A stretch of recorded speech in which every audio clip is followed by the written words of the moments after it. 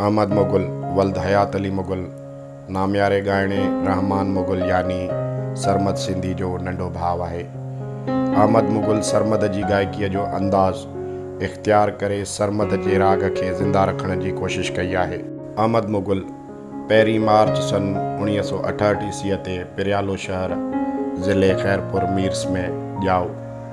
प्राइमरीअ खां मैट्रिक ताईं पंहिंजी तालीम पिरियालो मां हासिलु कई।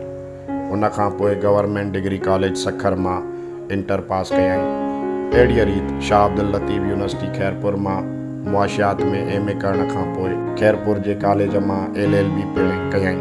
अहमद मुग़ल PIA जे 4 सालनि जी मुलाज़मत दौरान 2.5 साल जापान में पिणु रहियो आहे। हिन पंहिंजे फ़नी सफ़र जी शुरूआति 1998 में पाकिस्तान टेलीविज़न खां कई। पाकिस्तान टेलीविज़न ते हिन खे मुतारिफ़ कराइण वारो सीनियर प्रोड्यूसर समी बलोच हुयो।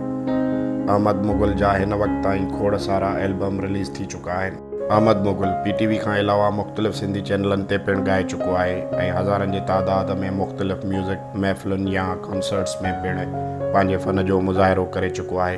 दोस्तो, अहमद मुग़ल जी केतिरी बि तारीफ़ कजे पर घटि आहे। सादनि लफ़्ज़नि में अहमद मुग़ल न सिर्फ़ु हिकु फ़नकार आहे पर उन खां वधीक अहमद हिकु सिंध परस्त शख़्सियत आहे। जी दोस्तो, त हीअ हुई मालूमात सिंध जे भलोड़ फ़नकार अहमद मुग़ल जे बारे में। उम्मीद कयूं था त असांजो वीडियो अव्हांखे पसंदि आयो हूंदो। दोस्तनि खे गुज़ारिश कंदुमि त असांजे चैनल खे लाइक कयो, सब्सक्राइब कयो ऐं वधीक दोस्तनि ताईं शेयर कयो। वॾी महिरबानी। लख थोरा। जिए सिंध। जय झूलेलाल।